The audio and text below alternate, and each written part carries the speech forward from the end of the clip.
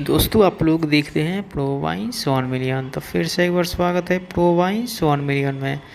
तो हाँ जी दोस्तों, आप लोग को बता दें कि जो मूवी हो रही है आकांक्षा पूरी जी के साथ, जो कि जिन प्रोड्यूसर है उनका आज बर्थडे है, तो हैप्पी बर्थडे।